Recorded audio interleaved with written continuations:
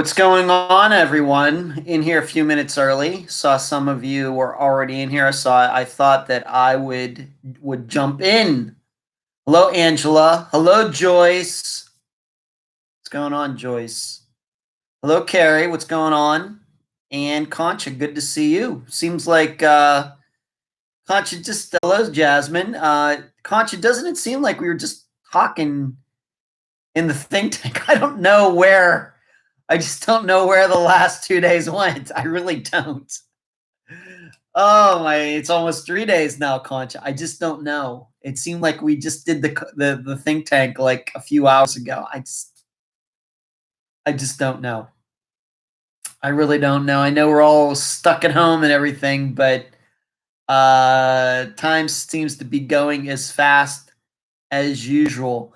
Hello, Robin, from Nova Scotia, Canada.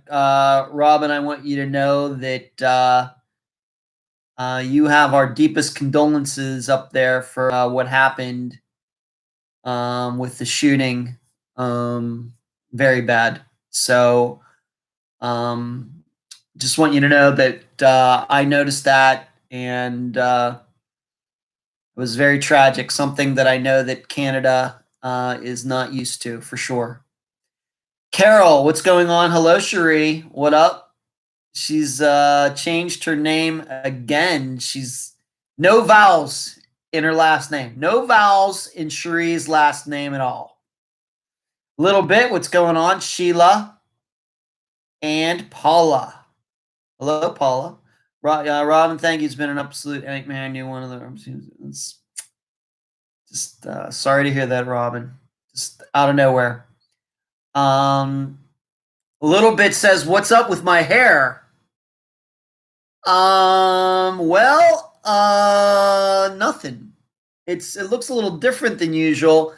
A little bit. Maybe you're saying that because usually, I take a shower, I get ready and shave and everything, probably about a half hour before the show comes on. So my hair, no matter what I do, is usually still a little bit moist, a little bit damp. Whereas I did not have to take a shower or anything before the show today because I took one this morning because I had to do another video conversation this morning, so I had to look decent. And so this is kind of what my hair looks like, dry, totally dry. So that's what you're looking at. So that's what's up with my hair a little bit. Angela, what's going on? Kathy, I was just saying, Shuri, I was just saying to Concha, who's up there at the top, it seems like we just did the think tank like a couple hours ago. I do not know where the last 2 days went. I don't know. It's like 3 days. Where'd they go? I don't know. Hello, Christine. Yeah, don't forget your thumbs up. Thank you, Christine. Hit the like button for this video. I would appreciate it. The Dope Patrol says, I think if I got my hair cut just like Ed's, our hair would be identical with the flips and flops, curls, and color. Yeah, that's all natural. That's just how my hair goes. That's just kind of how it goes. Hello, Susan. Cherie says, apparently there is no I in teamwork or in Biggs tonight. That's funny. Cherie, it does. I don't know where the time goes. I don't know. Paula says every day just kind of runs together. And more than usual, I suppose, with over the last month, Paula. So you're right. It just seems like we did the think tank. I don't know. How is everybody doing? Speaking of which, I hope everybody's doing well out there, staying healthy. I've started kind of a new workout routine of climbing steps. I live in a building that is 20 floors, technically 19 floors because there's no 13th floor. So what I do for a workout is I climb the stairs 3 times. I go up there slowly, go up once, and then I come back down to my floor, the 8th floor, by the elevator. and I do some push-ups, I do some sit-ups and things. Then I go up the stairs again and then do sit-ups, push-ups, whatever, and then a third time, that back and forth 3 times. Takes me about, and I'm not rushing, like I said, because I'm not in the shape to do that. I can climb all 19 floors by the steps in about 4.5 minutes, but that's going pretty slow. 4.5 minutes it takes me to go up all the steps, and I don't know how many, I haven't counted the steps yet. But it's not kind of a new routine, and I'm going to keep up with it. I'm not going to do it every day, probably like 2 days on, 2 days off, or every other day, something like that. I'll be doing something like that. So that's what I've started to do. It's good for the legs and good cardiovascular exercise. It's like doing squats without doing squats, going upstairs. And the cardiovascular part of it is good as well. Carrie says this entire month has been a blur. Well, Carrie, you're working. That's why you're working so much. Hello, Ann, Laura, Sheila. Little Bit says, well, I have a new job, so I'll be missing you all over again. The VA hired me. Well, that's good, Little Bit. I'm sorry we're losing you for these live shows, though. The Dope Patrol, I need a workout routine aside from walking the dog. I'm just so busy with health projects, and then I get lazy. Ed, your butt is going to look awesome. Oh, behave, the Dope Patrol. You behave yourself. Okay. Carrie, I'm walking miles at work all day. That's great. It's more miles than I'm walking, Carrie. Yeah. Little bit. The Dope Patrol. It's great. I'm holding out until we are off quarantine. Paula, words I never thought I'd say. I miss the gym. Yeah. Right. I got you, Paula. But that's what's been going on. I went and played some disc golf last Friday with my brother Brian over at Cliff Stevens Park. The park was jammed. For just a regular day, I have never seen that park with so many people in it. And even my brother was like, wow, so many people here, not just disc golfers. Actually, there weren't really that many disc golfers, just people walking around, people on bikes, people with dogs. And so it must be a thing, people getting a little cabin fever, I think. But I'd never seen the park with so many people, other than when I've played tournaments there. I've never seen so many people in the park, and it really did cause us to for us to play a little longer there than we anticipated, waiting for people to get out of the way. Little Bit says the Dope Patrol is going to, but I have bills to pay. Don't we all, a little bit? I got that. But other than that, what's been going on? What I had to do this morning was I had a conversation with Dr. Grace Telesco from Nova Southeastern University. We have rescheduled the interview that I was going to do with her. If you will remember, on April 9th, I was supposed to go down to the university and interview, in person. Of course, that got canceled. And then maybe a week ago, she brought up, how about we try to do something online using Zoom and Facebook Live, and we could just do it over the internet. I said, I'm fine with that. So we did a test run this morning. It came out well. We must have talked for maybe 20 minutes. And we're going to do another test on Friday morning with some of her people involved, just making sure everything can be hooked up correctly to Facebook, making sure that everything works. We were not using Facebook today. So we're going to do another test run on Friday morning. So that's why I told you earlier, I had to see her on camera this morning. She had to see me. So I thought, I better look a little decent. So it's just a little bit of a different day. Usually under my usual routine, I do not take showers in the morning. I usually don't take them till later in the day. I take a shower like before I go to bed. I think it helps me sleep better. This time I had to switch everything around. The Doe Patrol. I get it, but me too. But I got to get the house projects done. Yeah, this is a good time to get house projects done if you are stuck at home. Of course, I have no house projects because I rent, so I don't have to work on anything here. If anything goes bad, I just make a phone call. So that's what I was doing this morning. Everything went well. I'm excited to make this interview happen. It's going to happen May 7th, which is 2 weeks from tomorrow. It will be at 6 p.m. Eastern. And of course, I will be reminding everybody of that from now until when it happens. You'll hear it this Friday. You'll hear it next Wednesday in the live show. You'll hear it next Friday's episode.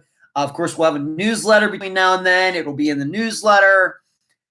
I want to make sure a lot of people tune in. And when I say interview, for once, I will not be the interviewer. I will be the interviewee. I'm going on to her program. She's going to be asking me questions about Unfound and what we do. We're going to be talking about how we work with families and we try to help them. And we're going to talk about a disappearance that Unfound covered, the disappearance of Dorianne Myers. I picked that one out. The reason, as you know, I don't like to put superlatives on Unfound's cases. The most interesting, the most suspicious, the most perplexing. You know I don't do that. However, at her request, she wanted to talk about at least one disappearance, and I picked Dorianne's out for a multitude of reasons. One, her sister died this past year, and so now Dorianne's disappearance does not have its most zealous, pursuer, most zealous supporter, the person who has kept Dorianne's name out there, for as long as Donna Jean did. Donna Jean died at the end of October. So that was one reason. The other reason is that since Nova Southeastern is in Southeast Florida, I wanted to pick a case from Florida, and she disappeared from Southeast Florida, from the Atlantic coast. So I thought that would be good as well. And in addition, given that there is so much with Dorianne's disappearance, with all the pictures and and the sketches of the two guys that she was allegedly with that night, all of it put together, I thought that would probably be the best for that particular interview. Now, if I happen to do one down the road with a university in Michigan, then I guess I'll pick a Michigan disappearance. I think we've only done a couple. I think Eric Franks and Helen Diamond are two that come to mind. But should that pop up in other interviews somewhere down the road, I'll probably end up just picking a disappearance from that area. That's probably going to be the plan. But once again, that interview will take place May 7th at 6 p.m. Eastern on Facebook Live on their page, which is the Fischler School of Education and College of Criminal Justice. I'm doing that off the top of my head, something like that. Fischler, Fischler. I think if you look that up, you can find it, but it will be Facebook Live, not on here, not on YouTube, but on Facebook. What's everybody saying?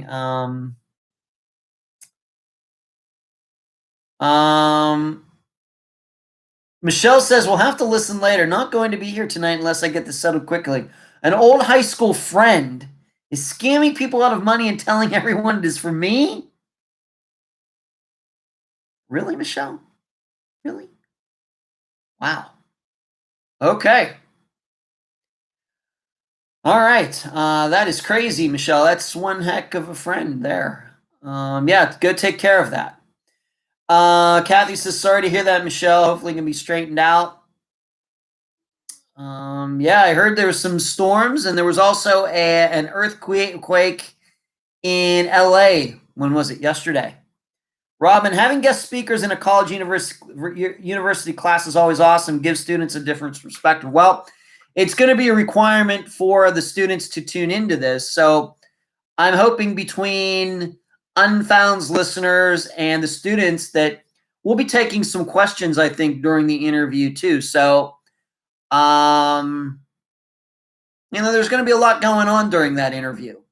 So I'm excited for it. You know me, I love to talk. So, and I really haven't done too many situations where people are interviewing me. So this will kind of switch everything up, and I'm looking forward to it. I can't wait. I really like Grace. We get along well. We ended up talking about guns a little bit today, which I can always talk about. So I think it's going to go really well, and we've talked about maybe making this like a monthly meeting of some type, which might be good. That'd be pretty cool. Nay says, I love the channel, but I wish some of the videos were shorter. I know that's a dumb complaint. Still enjoy the content. Well, yeah, I'm sorry about that, Nay, but the videos are not shorter because the episodes are so long. Unfound's episodes, I think the average, and you're going to hear a lot about stats on this Friday's episode, but the average length of an Unfound episode is 1 hour and 50 minutes long, Nay. So not much I can do about that. And it's just too hard to like split them up, but having them too long, I guess, is better than them being too short. I know people's the belief is that people have short attention spans these days. I don't buy into that. I hear all these people about how they binge all these shows on Netflix or on Disney Plus or whatever, Amazon Prime. My interpretation is people have short attention spans sometimes because whatever they're watching stinks. But the length of the videos are what they are. Nothing I can really do about them, Nay, but I appreciate you finding the channel. Full Metal says they had some tornadoes wherever Full Metal is. I know there's been some rough weather out there. I know here today it was beautiful here. On Monday it was ugly, but yesterday and today were beautiful. Christine says you'll enjoy the longer podcast. I do too, Christine. Thank you, Nay. The Doe Patrol says I love the length as well. I usually clean to them, which gets the house cleaner if it's long. Okay. I love, I have to admit there is something, I don't know. It does interest me on how people listen to the episodes. I love hearing about what people are doing because people, we get into our patterns, we get into our rhythms, our schedules of what we do from day to day, week to week. And you know that this program just about always comes out at 2 p.m. Eastern. It was a little late last week, which I'm going to talk about in a bit. Sometimes it's even early. And I'm just wondering how people choose to listen to the program. Like Doe Patrol, you're saying you listen to it while you clean. I've had people tell me they listen to it when they're lying in bed at night before they go to bed, which I don't know if it puts them to sleep. Some people listen to it in the car, a gym. That's always interesting to me when people tell me that, well, I listen to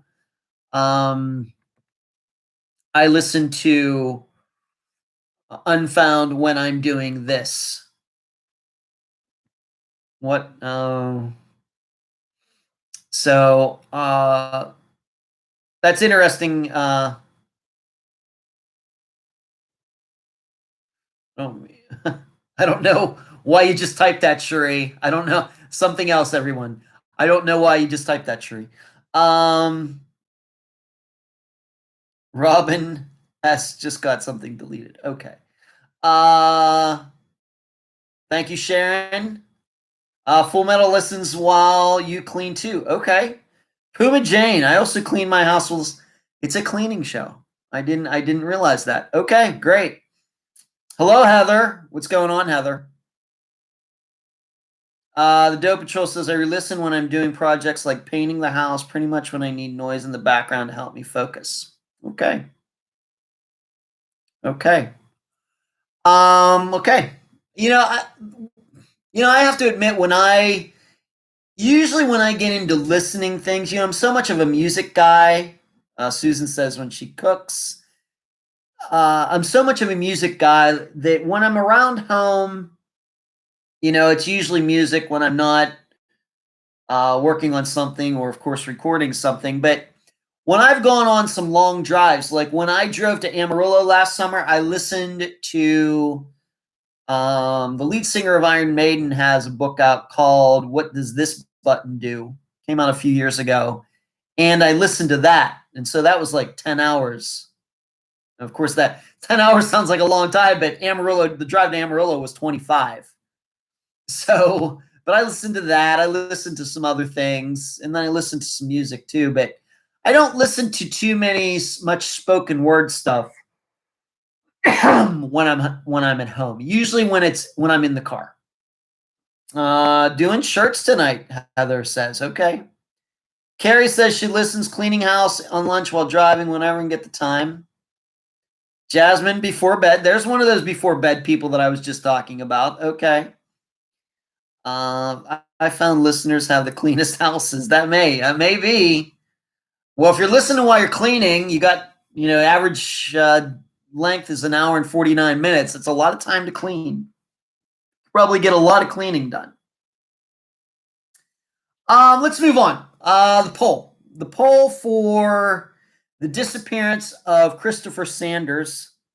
I have to admit I'm a little surprised by this answer, but I shouldn't be because in the think tank, I think a majority of the people in the think tank came to the same conclusion.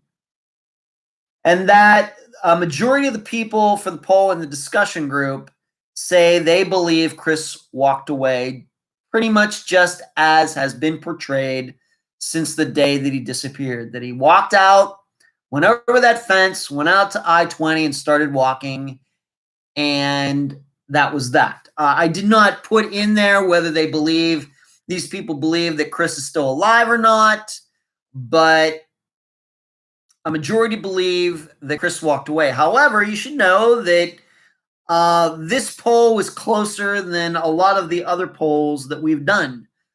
In second place, not too far behind, was that there was some type of cover up that was done in the trailer park that day. And so the story of him walking off, etc., was not true. That was the second most popular choice. And it really wasn't that far behind, maybe 10 votes, 12 votes, something like that. Very, very few people thought that Chris's wife, Angela, had anything to do with his disappearance. That pretty much goes along with the think tank. I think a majority of people believe that Chris walked away. However, I think that myself, I'm not so sure of that. I think that if I would have participated in my own poll in the discussion group, I would have picked that something happened in the RV park. And there's just something about that whole story about him walking away that I wish was a little smoother. It seems the story feels very clunky to me. That's the only way I can put it. And because of that, when I start hearing stories that feel clunky to me, I start thinking some people are making something up. That's me. Majority of people disagree with me. That's fine. But that was the result. Let me see what some people are saying today. Angela says she's another one who listens to Unfound before bed. Christine says, I start my day listening to music, puts me in a good mood.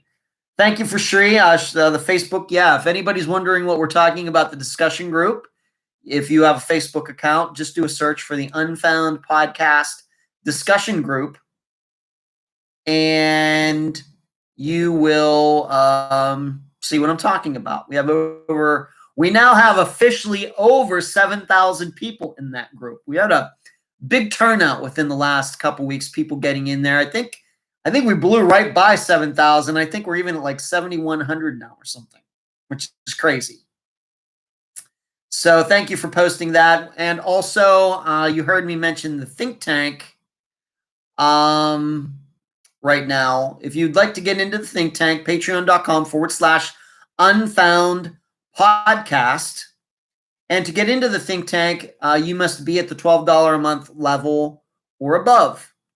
And what that will get you is we have a think tank every Sunday evening at 7 o'clock Eastern, where you can get to talk to other think tank members and myself about the disappearance from that week. And we throw around a lot of ideas and different theories. Everybody gets to voice what they think happened and their reasoning. And I throw some points to ponder out there. And we talk also about general missing persons theory. And everybody that takes part in it seems to love it. And so if that sounds like something that would be interesting to you, go to patreon.com/unfound podcast and get in at the $12 a month level. Carrie's saying 7,104 members to be exact. That's great. Talia says that she listens while she works, drives, and before bed. Everything, Talia. Whenever you can fit it in. Thanks. Thank you for that. Sheree says about the think tank, we are learning a lot about each other also. Yes, that's what I'm trying to do. Not only, we've been so hardcore on disappearances. I've tried to lighten it up a little bit toward the end. So at the end of each think tank, now I'm just starting like a general interest question. I think this past Sunday was, what do you miss most about all this locking down, quarantining, social distancing, self-isolating that we're doing now? What are you missing the most? What is it that you want to do that you can't do now?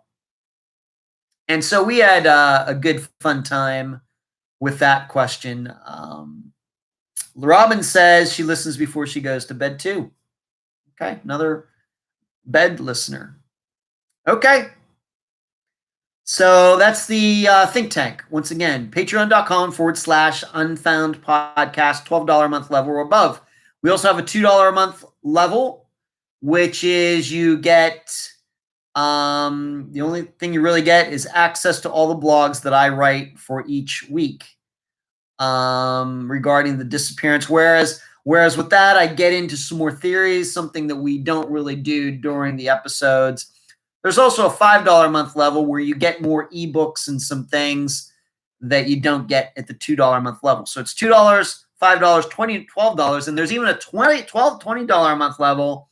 And then you start getting, if you're in there long enough, you start getting some free paperback books signed by yours truly. So we have four different levels: $2, $5, $12, and $20. Patreon.com. Carrie says, dumb adulting gets in the way from me joining think tank lately. That's all right, Carrie. That's all right. So that was the poll. Let's move on to this. I think I can finally go public with this information, and this is also being that this Friday is the update episode, the fifth one. I'm going to talk about this on Friday as well, but we now have more details on the disappearance of Austin Pevo. If you've been watching this live channel on Wednesday nights for a while, you know that some remains were found on the Fort Hall Reservation way back in September. We now have official word. I got official word from Susan, Austin's mother, that those remains are Austin and that he was murdered. And 3 men have been in custody actually for a few months now, connected to that murder. Their names are Justin Beasley, Blandon Kobe, and Alden Brewster. Now, probably the most surprising part, at least to me, And I'll refresh some of your memories regarding Austin's disappearance. But if you'll remember, the night before he disappeared, he'd gone to some social event, and a guy that he knew pulled a knife on him. And the guy's name was Clyde. And somehow Austin was able to get away from this guy, didn't get stabbed or anything. And we're still not sure why that happened. And then the next morning, Austin was going to work. It was a job that he had had for a while, and his mother, Susan, drove him there and dropped him off. And from there, he disappeared. Now, what the guy said, now, the way it usually worked is Austin would get taken to his boss's house, and from there, they'd go out and do their work. I think they were in landscaping. Uh, They were something like that, landscaping, home improvement, something like that. But the story was that once Austin got there, that his boss was hungover or was drunk or something, so they just decided to blow the day off. And the story was the people who were there said that Austin made a call on the phone in the boss's house, and then he left, never to be seen again. And we established that we weren't sure who Austin would have called. He was using somebody else's phone, so whoever he called, he must have known the number to that person. Nobody saw him walking. Nobody that morning. Nobody saw him get picked up, in a car, anything. And I would have to go back and check the poll, because I know we did one for that disappearance, trying to see what people were thinking. I'm going to guess, and it would have made total sense to believe that Austin's disappearance had something to do with the incident from the night before with this guy Clyde and this knife. Makes total sense. Well, you should now know that had nothing to do with Austin's disappearance. And in fact, anybody who was suspicious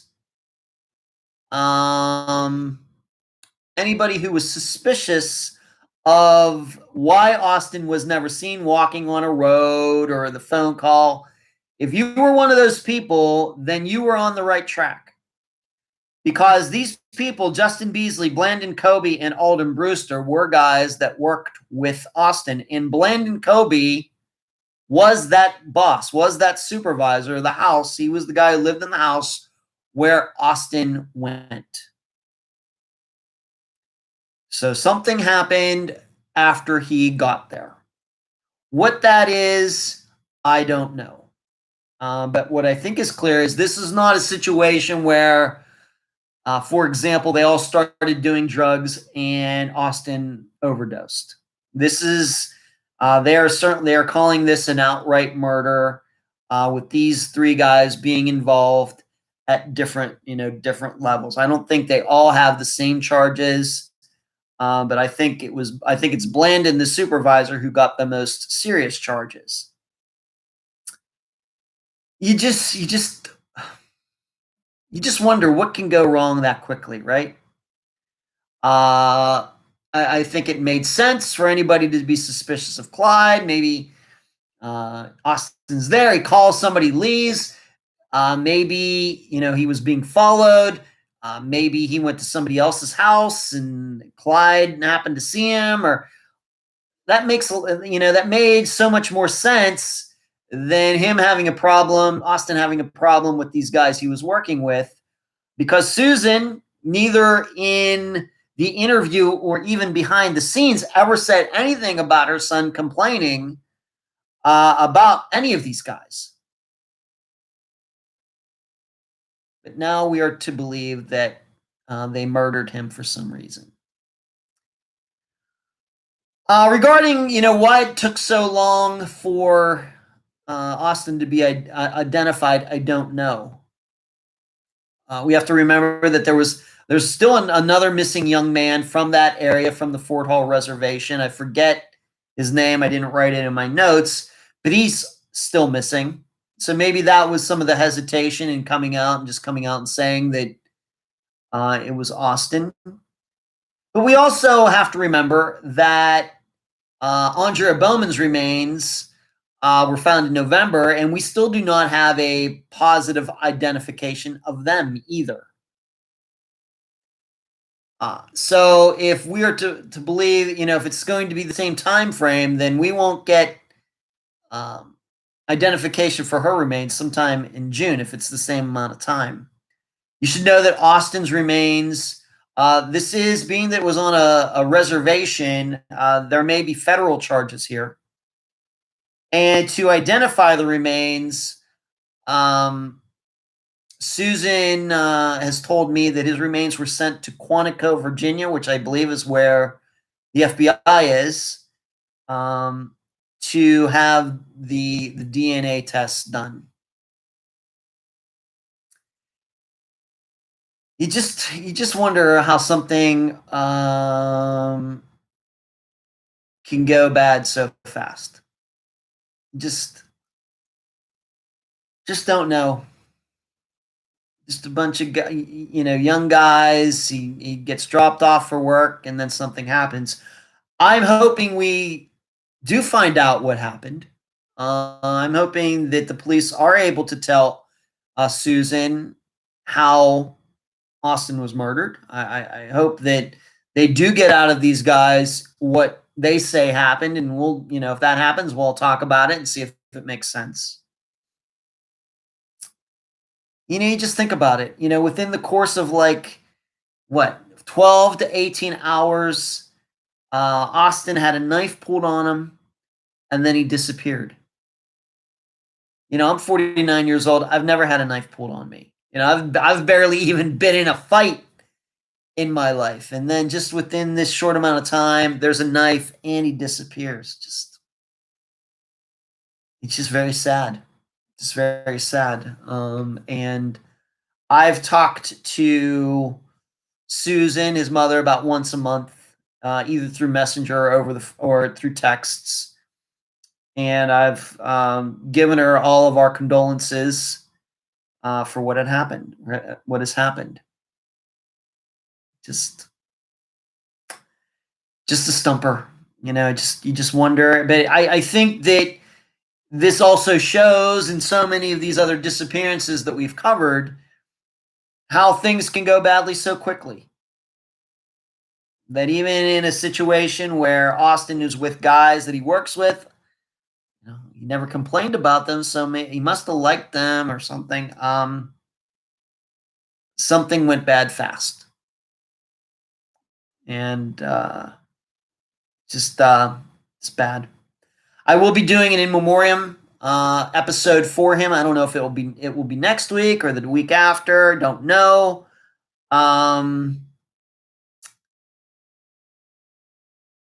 Like I did for Crystal Morrison recently, because it satisfies the criteria of the remains being found, Austin being found, and if there is foul play, that those people are at least charged with the crime, just like I did one like in Zoe Campus's situation. So I'll be doing an in memoriam for Austin, where I will replay the original interview that I did with Susan, and then there will be new commentary at the end, just analyzing, what happened there. And maybe by the time I do this in memoriam, maybe I'll have more information from Susan that I can pass along in the episode. Full Metal says, I've been a $5 month donor for about 2 years, I think. Thank you, Full Metal. It's greatly, deeply appreciated. Thank you. Indy says, not an unexpected outcome, but still very sad. Yeah. I have to agree with you, Indy, probably that it's not unexpected, the outcome, but I think it is unexpected of who's been charged with it. But I do know there were people that were suspicious about the boss. I can remember going back then. So to some people, it's not unexpected at all. Julie says, I'm a couch listener for good. That Megan one was interesting. Her sister-in-law, best friend Megan Lancaster, sure, she knew the cops or Freemasons seemed to be on it. Traffic.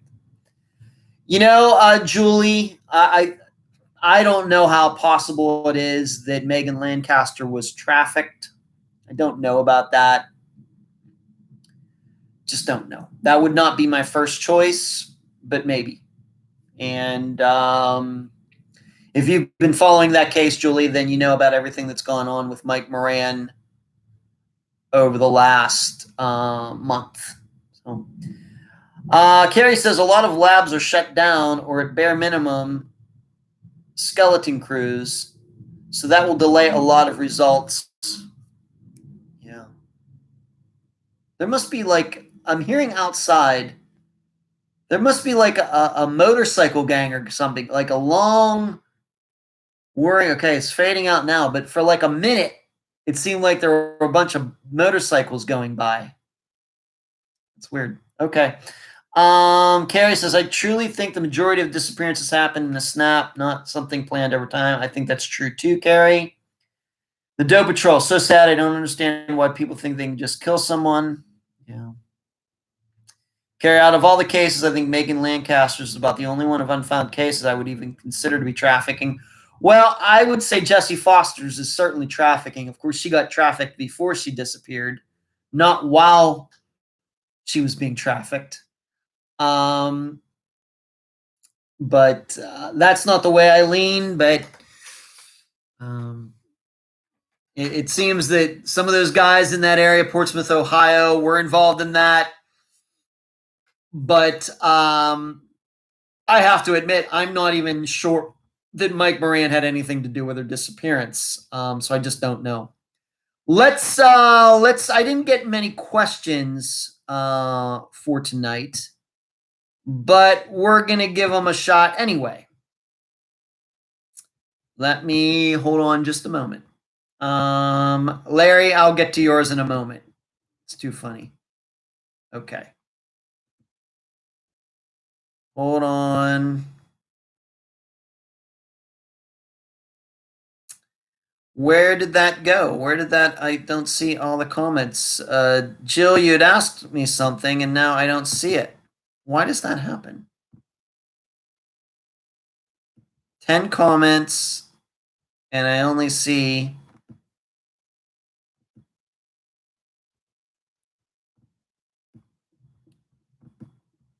that is so weird. This new, may I just say, this new Facebook format, I'm not digging it. I usually give these things time because, nobody likes change.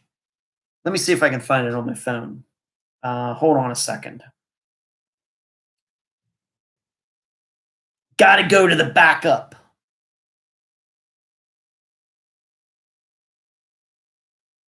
All right, Jill. Jill always seems to get at least one question in for the week. Jill asked me, Doe Patrol says Wednesday nights are Harley group nights in Seattle. Well, maybe that's the case here. I don't know. Carrie, thank you. I got it. What do I think will change in the next year for Unfound? And also, she wants to know my favorite ice cream flavor. Okay. What do I think is going to change? Just to finish, first of all, just to finish up Austin's, the tragic news. Like I said, going to do an in memoriam either next Friday or the Friday after. Just not sure how some of these, lining up some interviews for some disappearances. Don't know how that's all going to go right at the second. So I'll just have to figure that out. But within the next couple weeks, I will be doing Austin's in memoriam, and I'll let Susan know that I'm going to do that. And like I said, she has condolences from all of us. All right, Jill asked me what do I think will change in the next year for Unfound? Change. I don't know if anything is going to change. It's still going to be coming out every Friday. We're still going to be a missing persons program. We're still going to be doing this show. We're still going to be doing the think tank. I might change that change word to what in addition is Unfound going to be doing. And well, like I said already, my assistant Eric is working on something. kind of an interactive type of show, maybe through Zoom or something. I don't know. Maybe I'm talking out of school, but he's working on something right now. So that will be an addition. Of course, I get final say in all of these things, and we'll see what he presents to me, and we'll try it out. We'll give it some test runs and see how it goes. That might be an addition come this summer, let's say. And certainly another change, or not a change, but an addition will be, I'm hoping this fall that we can get back to some semblance of normal. And I will be speaking at some schools at some places, and we'll be videoing them and posting them on YouTube. So I see those two things being added this year. I don't see any what you might call changes. I don't anticipate any of my assistants going anywhere. They're all welcome to stay on as long as they'd like. Maybe we'll get some more assistants. I don't know.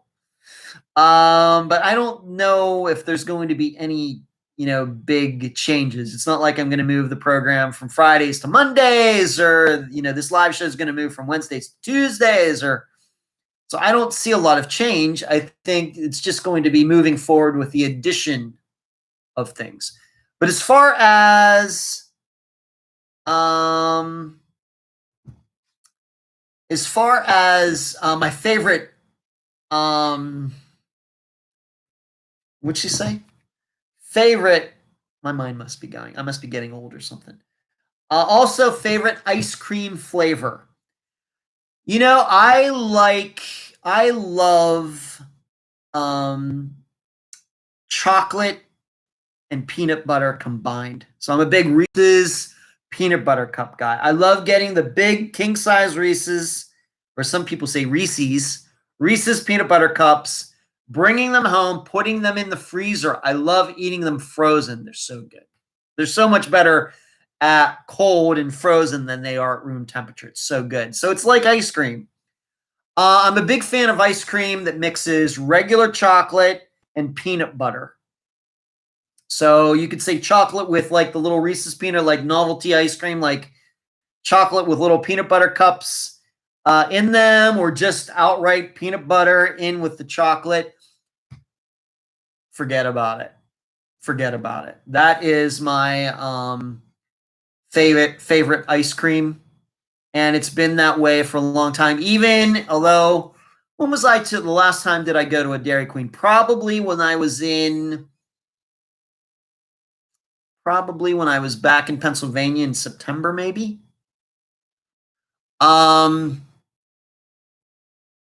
Thank you, Angela. There's the super chat.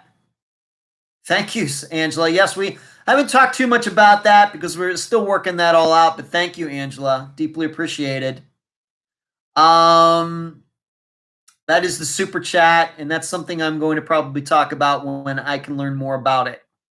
I just haven't had a chance to study that yet, and Natasha has actually sent me links on it, and I haven't looked at it yet. Thank you, Angela. So even like when it's blizzards, like Dairy Queen blizzards, what do I get? Reese's peanut butter cup blizzard. I'm just locked in. I know what I like, and I just keep going back to that. That's kind of the person that I am. Reese's peanut butter eggs or Reese's peanut butter cups. I did not get any eggs this year, Paula, so I'm just saying the regular peanut butter cups because that's what's always year round. So that's my favorite ice cream, and I love ice cream. Although I would not say that I get it a lot. Like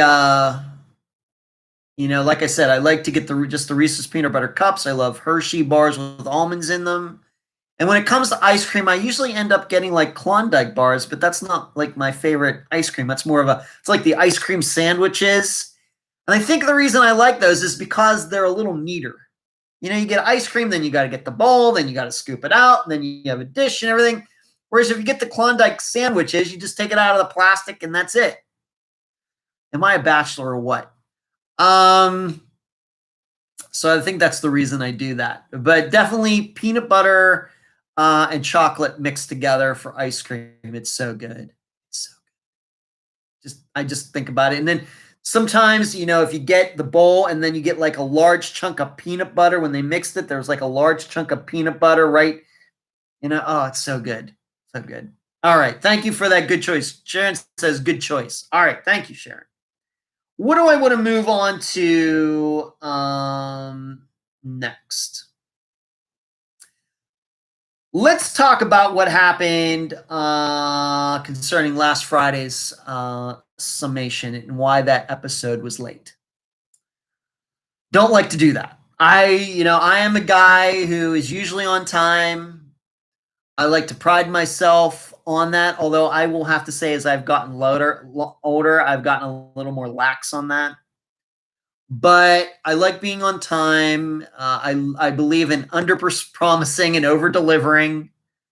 And I love being able to get the episodes out a little earlier than is usually scheduled. But this past Friday, it came out like a half hour late. Here's what happened. I woke up Friday and the episode was already done. And there was still something about it that was bothering me. I have to admit it. And like I said, and I should feel this way after doing as many episodes as has been done. And there was this whole thing about how there was proof that Angela was in the area of Pecos, Texas, Monahans, Texas in the days. And thank you, Paula. You're very kind. Thank you both to you and Angela.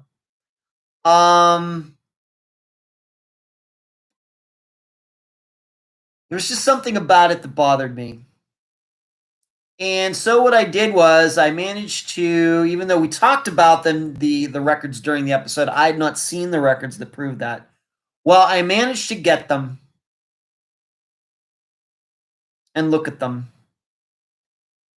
And at about 1:00 on Friday afternoon, so an hour before the episode was supposed to air, I said, you know what? I'm gonna have to change my summation. Can't change the interview because it's too intermixed. It's too and so I changed the summation to what you heard. And that was really contradicting what Sandy had said during the interview, that there was proof that Angela was in the area of Monahans and Pecos in the days before Chris disappeared. I'm going to state again for the record, that is not the truth. That what Sandy said was wrong, and she and I talked about it. In fact, she and I had a long conversation on Friday night. And it was a situation where I'd done a summation. Everything was done, and then I had to go back and delete a lot of it and put what I said instead in there about the records and how they don't show that Angela was in the area. Now, what I find interesting about that is I think even before I did that, the feeling that I get is that even so, I don't think a lot of people would have still even have the idea that Angela had anything to do with the disappearance. And I want to know that I agree with those people. I don't think she had anything to do with the disappearance either. Despite how Sandy feels about her, and it doesn't sound to me like Angela's a very good person. But the fact is, Chris had a lot of things going on in his life other than his problems with his wife. And that's why the episode came out late. I just listened to that, and there was just something about it that didn't make any sense. And when I saw those, finally did see the records, and I'm not going to say that I got lazy.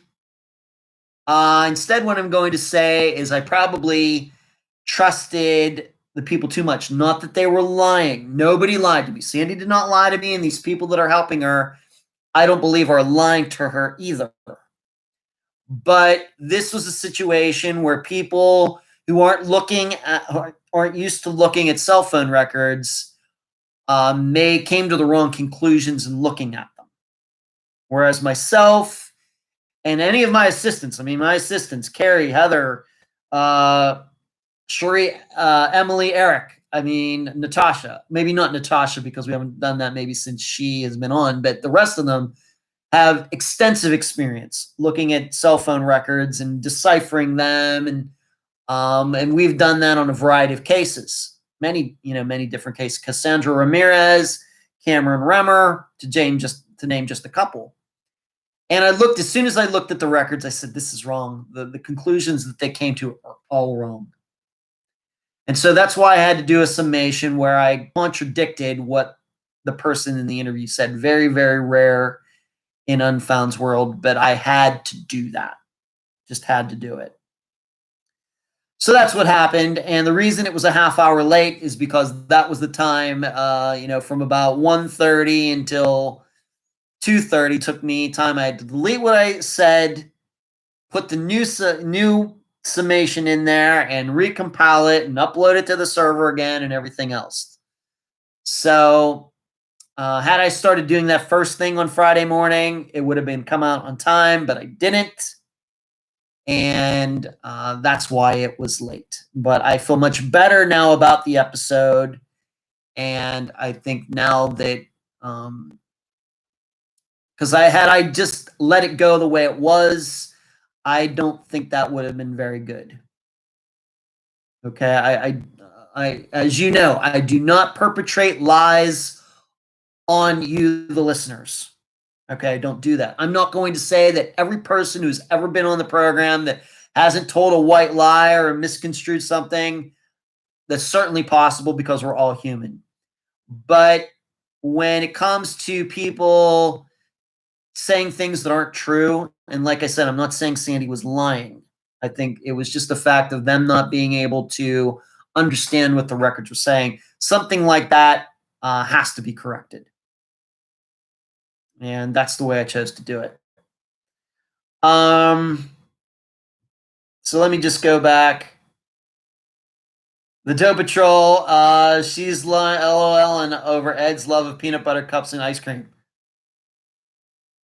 That's just the way. That's the man I am. The Doe Patrol. That was fun. Now that is the super chat. Now the way the super chat is supposed to work is that these things get highlighted, and I think you can type something in there, Paula, like a question or some statement that you want to be, especially recognized. That's the way it's supposed to work. I've seen this done on other shows like this.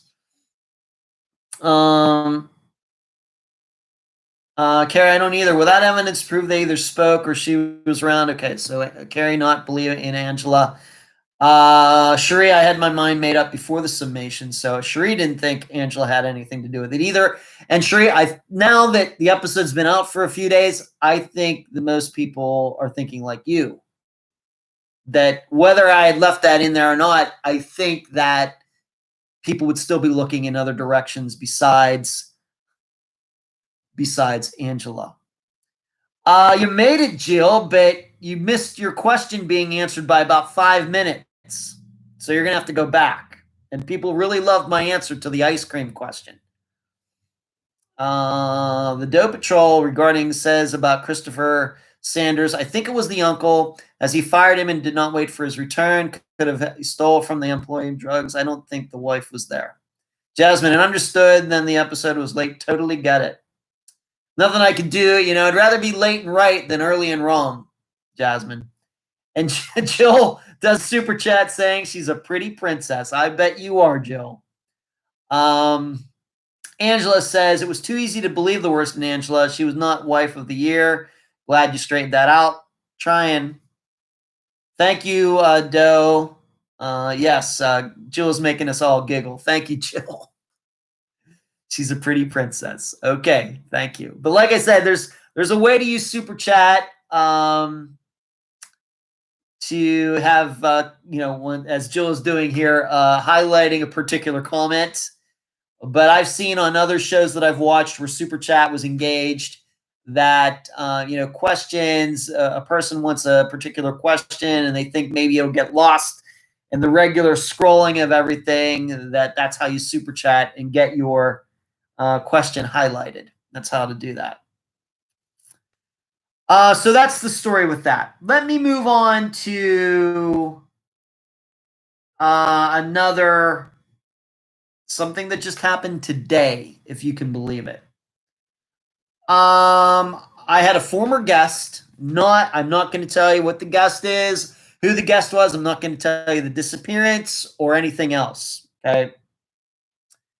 But a former guest contacted me today wanting me to delete an episode. Her episode. I can say her. She wanted the episode deleted because since the episode came out, she has been getting some crap from some people. And because I have all of my guests' phone numbers in my phone, she contacted me over Messenger, and I just right away called her. And we talked about it. And here is the deal, just so you know this. I don't know if this has ever come up before. We don't delete episodes in Unfound. We don't delete them. The reason we don't delete them if there are complaints is because, and now you should know, the complaint was not coming from the guest herself. The complaint was, I think that she's just been getting a little frustrated with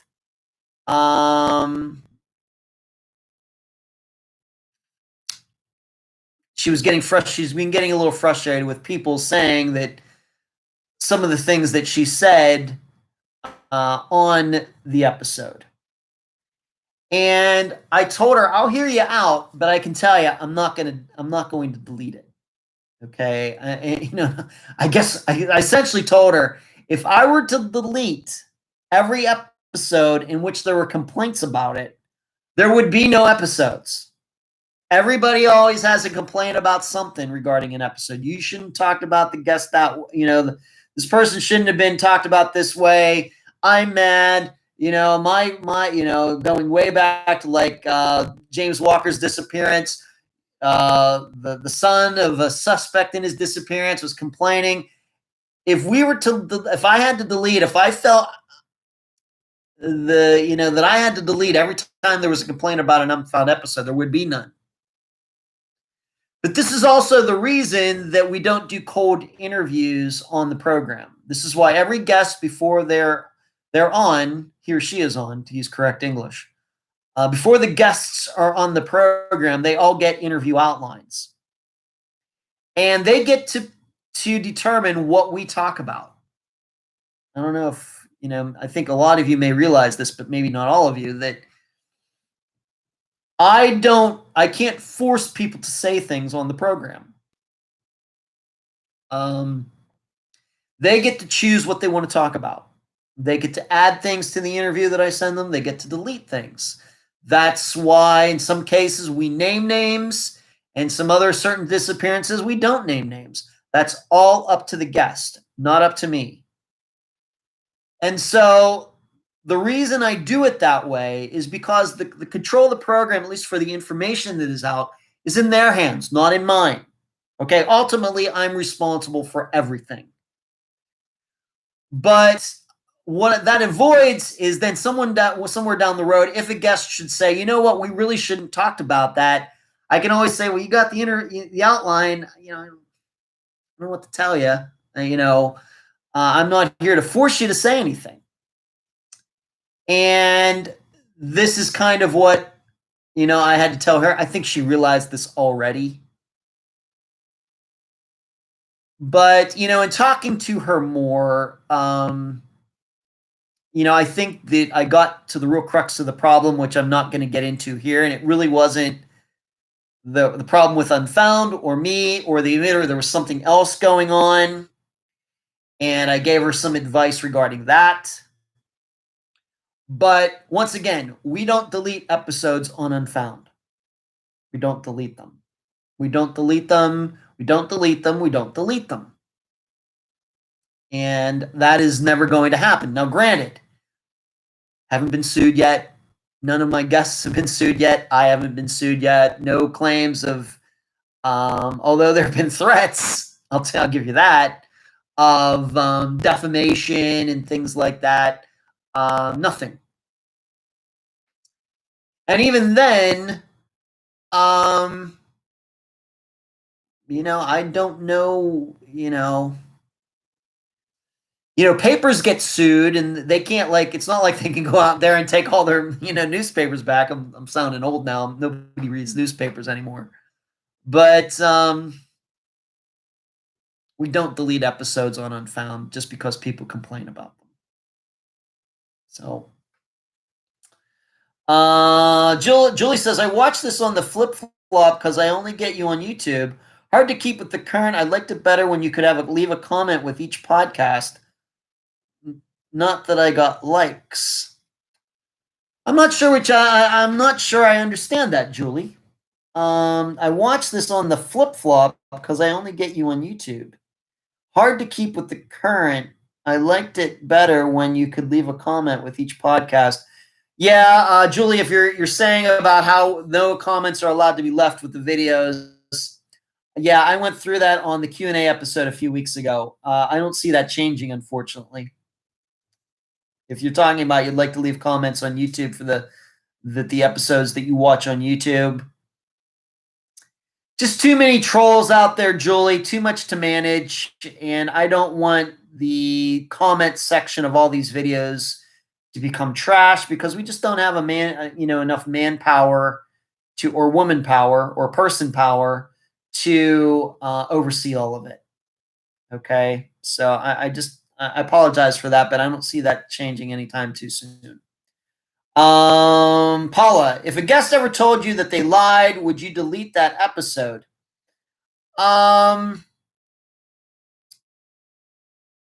First of all, Paula, even with the situation that happened this past Friday, it wasn't necessarily a lie. Sandy did not lie to me about those records. She misunderstood the records.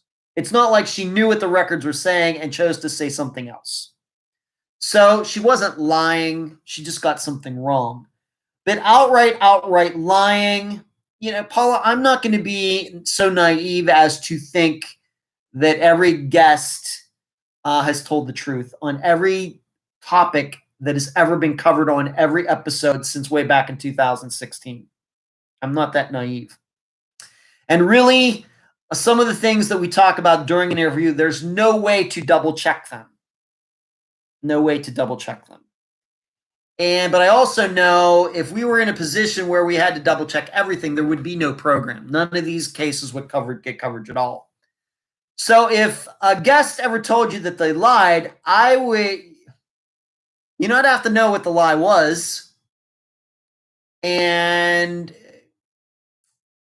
But I think the way we do things, it couldn't be a very huge, substantial, big time lie. Once again, I think the way we do things.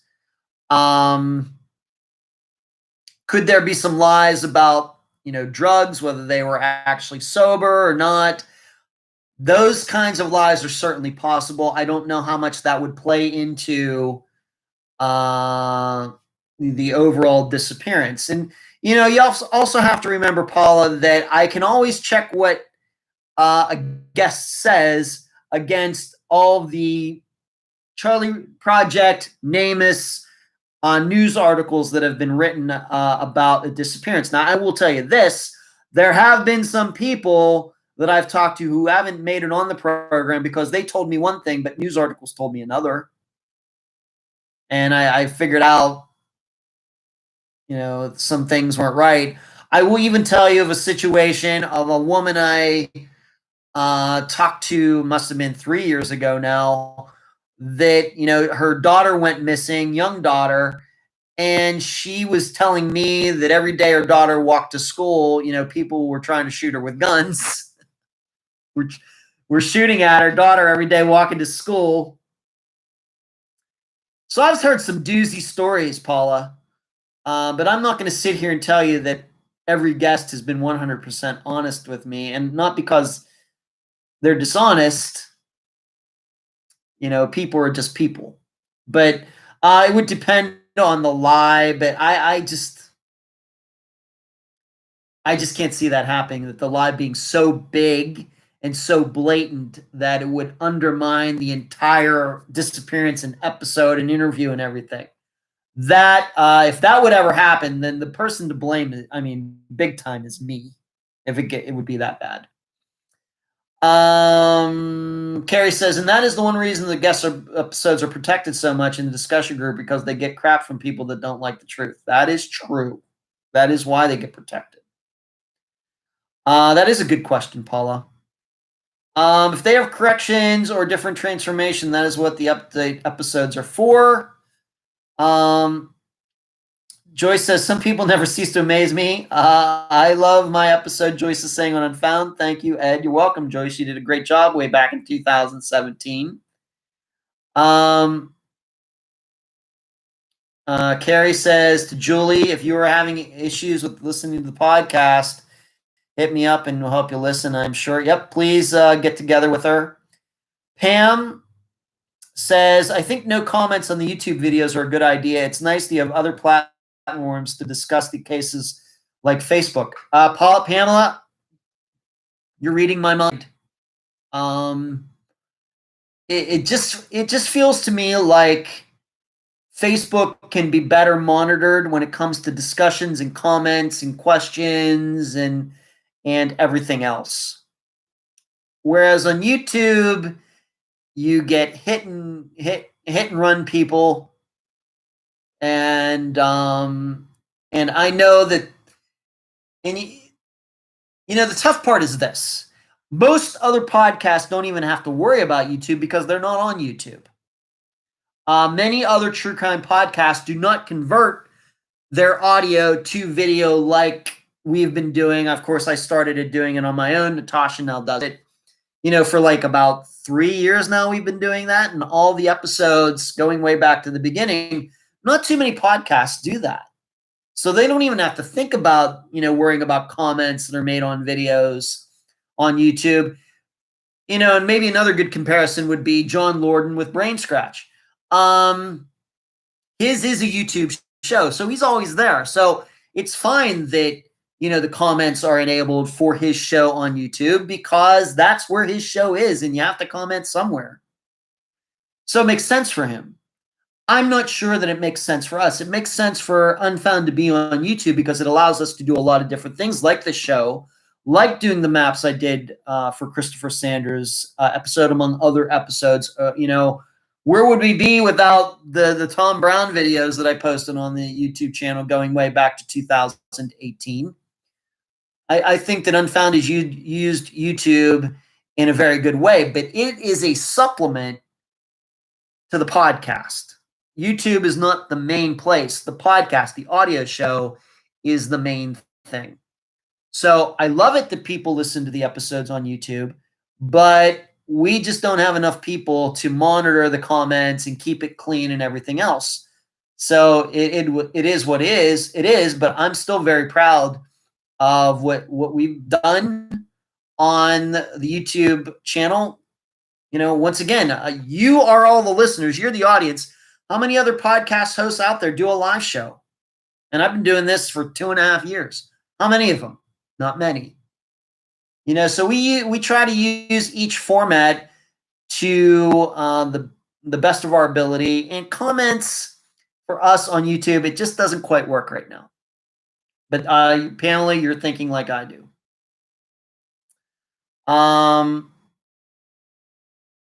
Angela, have you ever had a guest that you later thought might be involved in the disappearance itself? No, not at all. I suppose the closest that we come to that is Steve Pankey, which really wasn't your normal kind of Unfound episode. And even in that case, I don't believe Steve Pankey had anything to do with Jolie Matthews' disappearance. Are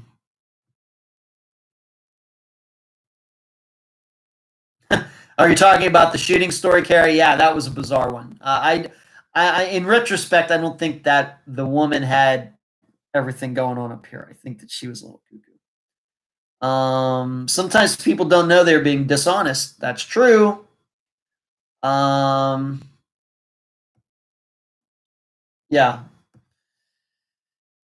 Carrie says there might be 6 of us as assistants, but still not near enough on the team to babysit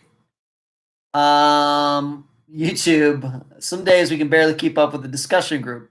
Sometimes the discussion group, although my perception is the discussion group's been pretty calm over the last few months, there have been some days. So thank you, Kristen. Oh, Canadian money. Christine, I'm not even sure I knew that you were from Canada. That's Canadian. Okay. All right. Thank you.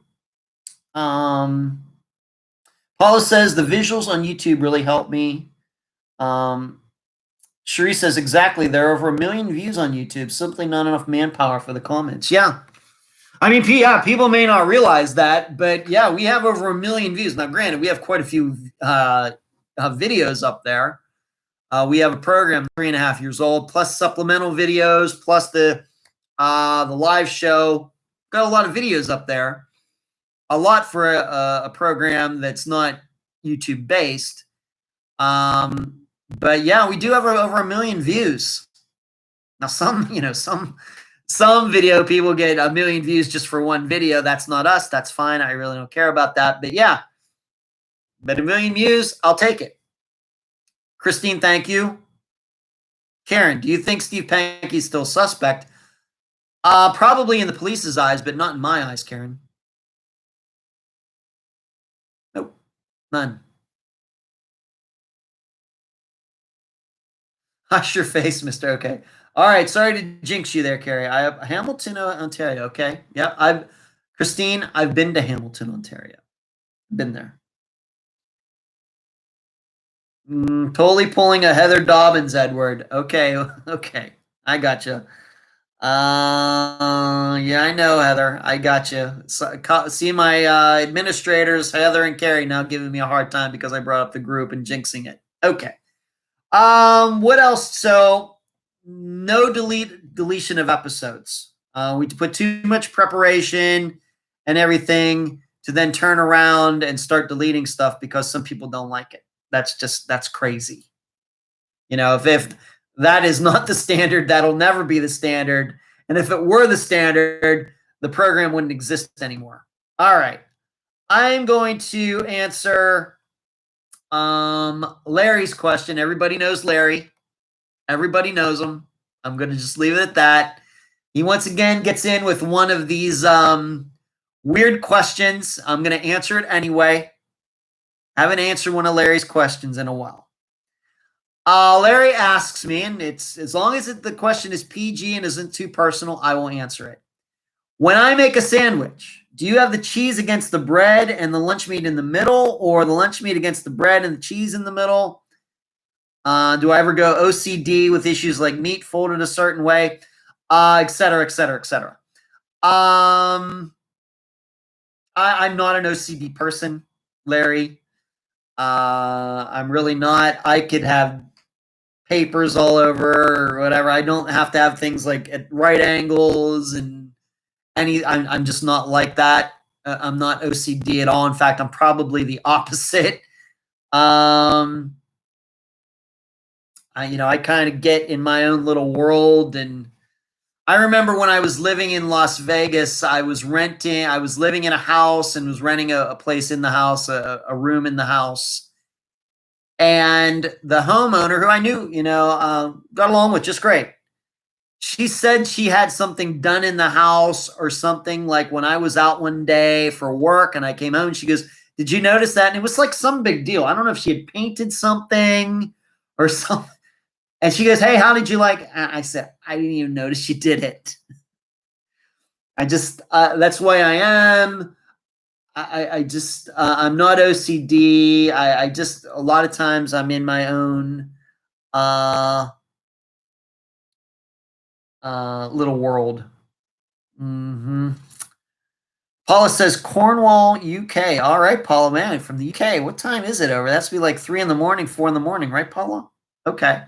But to answer your question, Larry, is, I have to admit, I'm not a big sandwich guy. I know that seems like an interesting question. Most people are sandwich people. I'm not. I have bread, but the way I end up usually eating bread is maybe like peanut butter and jelly, which of course would not go along with your cheese thing.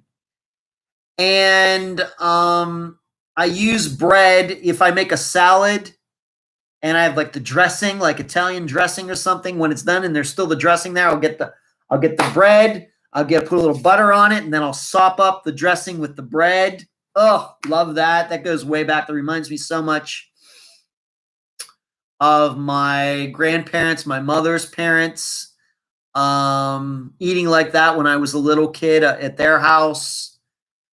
But when it comes to like lunch meat and stuff, I'll be honest with you, Larry. When I get lunch meat, I usually just eat it by hand. If I get like ham, that you can get that's wrapped in the plastic that's already been like cut and it's wrapped in the plastic, even though I know the plan for most, human beings is for them to get it out, put it on the bread, put the cheese on, mayonnaise or pickles or whatever people put on that. I got to tell you, I just eat those slices of ham by hand without anything else. So I can't answer your question, Larry, because I just don't make sandwiches that often. When I do buy sandwiches, sometimes like at Publix, they have those pre-made sandwiches, and I'll buy a couple of those once in a while. They have like these really good Italian sandwiches, but I don't even pay attention where the meat is and the cheese is or anything in it. So I don't even know. So I'm not an OCD person. The only weird thing I would say about my eating habits is that sometimes I do eat things like one at a time. They like like Thanksgiving dinner, you have your turkey, your stuffing, your mashed potatoes, everything. Sometimes I will eat things one at a time. I like eat all the mashed potatoes, then all the stuffing, then all of the turkey. I don't mix. But I think as I've gotten older, that's gotten rarer. But I can remember time much younger where I ate most things that way. Where like if I went to a restaurant and like I got a steak and a potato, I'd like eat the entire potato first, then eat the steak, or eat the entire steak, or eat the potato. I wouldn't mix.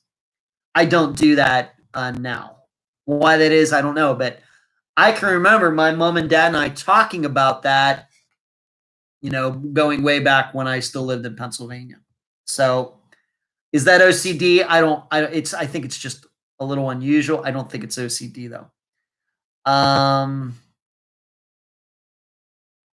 Yeah, Doe Patrol, if you can help Joyce, that would be fantastic.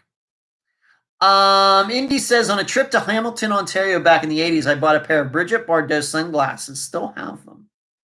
This might be valuable, Indy, if they're in good shape.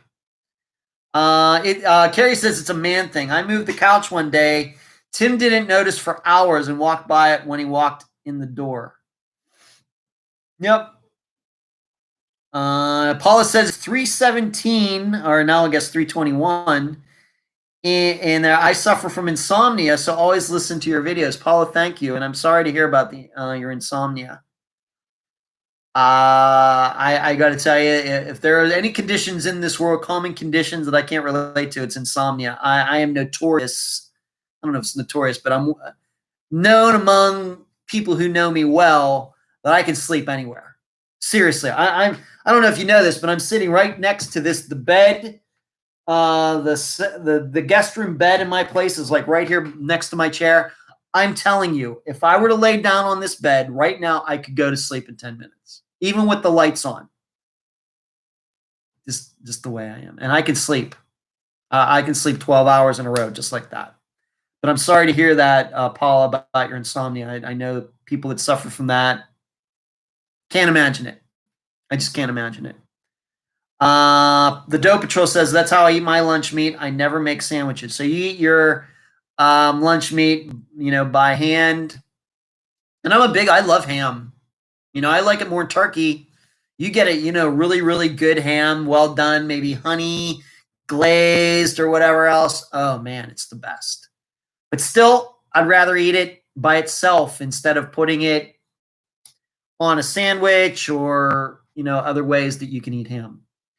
Once again, I don't like to cook. I don't like food that takes a lot of time to prepare. So I'm one of those people that the preparation of the food should not take longer than the time it takes to eat it. My brother Brian's like that too, by the way. It might be genetic. So I think that we covered most of the topics. Yes. What out? Yeah. I just want to maybe mention a couple news things. I did post one of them privately for the assistants. Did you happen to see this 911 supervisor in Georgia who got caught accessing private files, for personal reasons? And her name is Stormy Watkins, and she's going to be in some big trouble.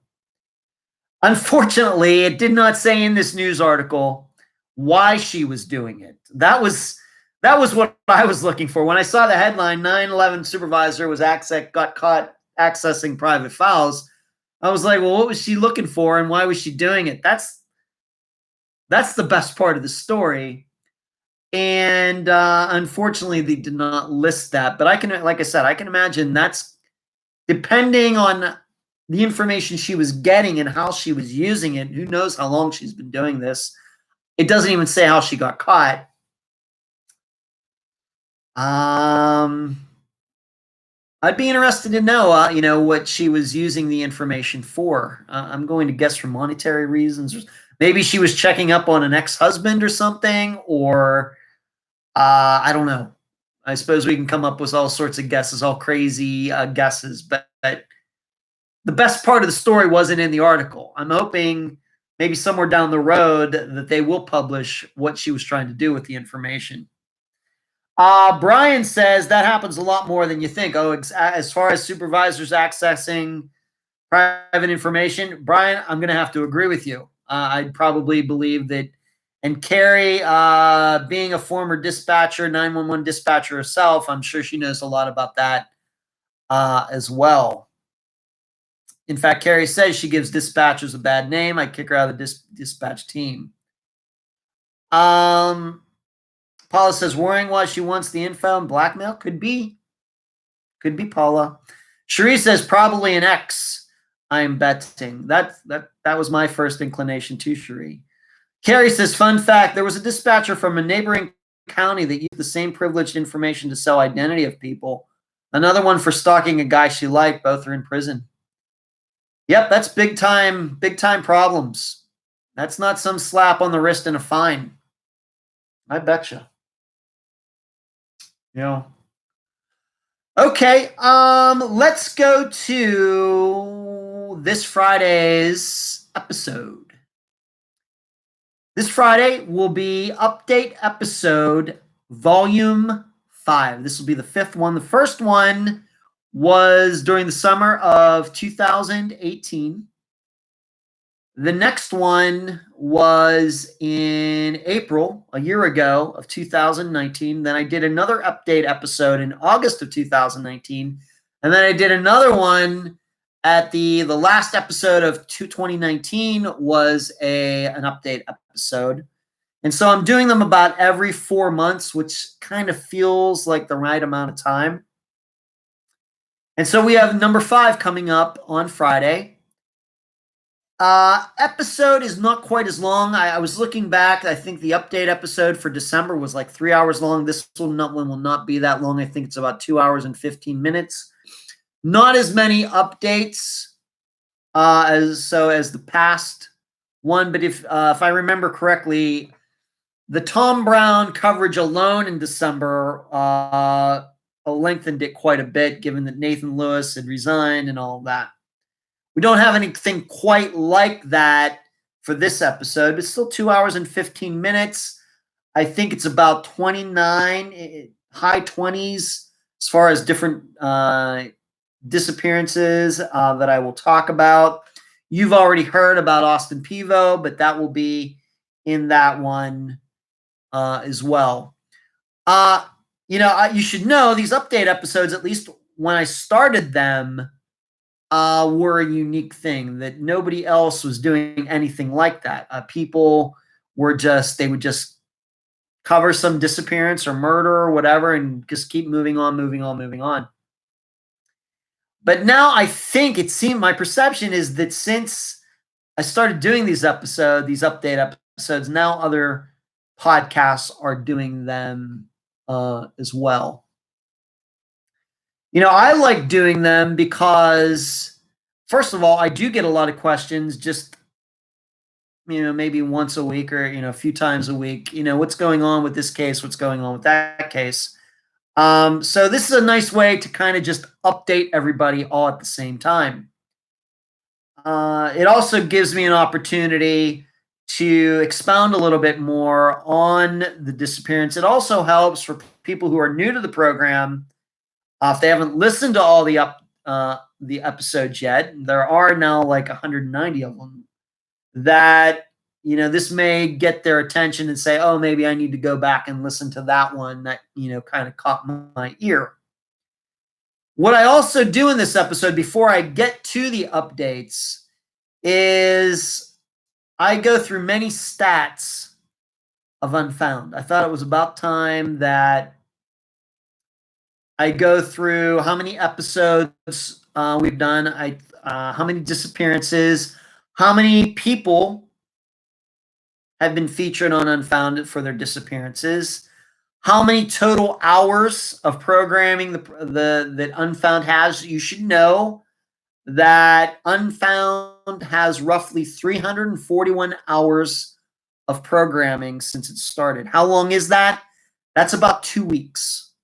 So if you started listening to the first Suzanne Lau episode now and just played every episode back to back until you came up to the present, it would take you 2 weeks to do that. I get into some other stats that you may all find interesting as well. So that's how we start out the episode, and then of course we do Unfound news, and then where to find Unfound, and then there will be about 2 hours of me talking about updates. For those of you who have listened to it before, you know how I do it. I just have a list of those cases and just a few notes with each, and I pretty much do it off the top of my head. I just have a few notes to remind me maybe if a name or a date or something, and then just from that, I can expound on those updates. And then at the end, the part that seems to bring the most emotion out is then I also go through and name all of the names of all the people that we've covered on Unfound, whether their cases are solved or not. Starting with Suzanne Lyle, and then up to the present with Christopher Sanders. So that will be this Friday, and I don't anticipate any delays. So I'm thinking at 2 p.m. Eastern on Friday, it will come out right on time. And like I said, I think the episode is about 2 hours and 15 minutes.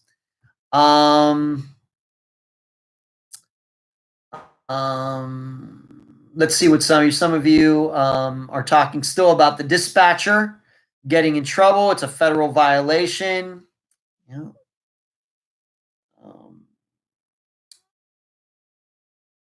Sharon says, I eat one thing at a time too, not too unusual. I don't know how unusual it is, Sharon. I don't know if I've ever seen anybody else do that, but I really don't do that as much anymore. But there was a time when that's all I did. Pamela, do you have to take a break from all the work you do in researching and prepping videos, emotional stories, and you can easily feel the hurt from family members on the podcast? Pam, I answered that during the Q&A episode as far as the emotions that pop up with this program. I don't get emotionally involved. That's not why guests choose to be on the program. That's not why they choose to be interviewed. They're not coming to us, as a shoulder to cry on or anything else. These people are coming to us because they want answers. And they want advice. They want they want the story of the disappearance out there, the facts, all the information out there in a way that they can trust. That's what we provide. And along the way, because now of all the experience I personally have, I am able to give them some pointers, advice behind the scenes that they can use. And this is important because they do get a lot of advice from people who don't know anything. They, there are a lot of scam artists out there who are trying to feast on missing persons' families, trying to get money out of them and everything. But with me, they know that I can be trusted. They know that I'm always going to tell them the truth. So I don't come from it from a very, emotional point. I feel horrible for these people. But that's not what they're looking from me. Maybe from somebody else, not from me. However, I will say this, not in counter to that, but in addition to that, when I'm not doing Unfound, I don't listen to or watch hardly any other true crime stuff. I just do this. So I will admit that you have to have other things in your life, besides your work. But I don't do those other things because I'm stressed out or I'm burned out or anything. It's just because every person who does any job in life, they have, other interests. So that's why it always like, well, do you know this? Did you hear about this podcast? Do you ever listen to it? And the answer is usually no. Did you listen to the podcast that was done about this murder? And the answer is 99.99% of the time, no. Because when I'm not working on the program, I'm doing things outside of disappearances and what you might call true crime. Thanks, Mom. I don't know where that came from, Heather. Pamela says, I'm a social worker. I know how important self-care is. Pamela, I've been doing this 3.5 years. I have to admit, Pamela, my opinion is that since I started doing this program 3.5 years, I think I'm much more mentally stable than I was before it. That's probably pretty true. That's really, really, I think, true. I think that Unfound, for me personally, has given me something that nothing else has, as far as pursuits that I've done and everything. And the last 3.5 years, I think, have been some of the most peaceful states of mind that I've had in my life, especially especially this last 1.5 years since my mother died. So I think it's kind of, maybe some people be the opposite, talking about this all the time. For me, it's actually, I think, made me more mentally calm, more emotionally calm, not less. Yes, somebody pointed out, let's get a few more likes of this video before we sign off tonight. If you got in here late, have you given the thumbs up? Have you given this video a like yet? As Carrie says, 43 watching, only 31 thumbs up. Yeah, let's bump that up. Let's hit it. Brian asked me, ever had anyone who got mad at you for doing a show on one of their family members? Has a family member ever got mad at me for covering a family member? Brian, not off the top of my head, but I would be, not, like I said, not off the top of my head.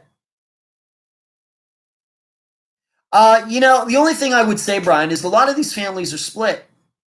A lot of families, a lot of times you'll find one person in the family who's trying to do everything to find the missing person, and the rest of the family wants nothing to do with it. That's common. It's very common.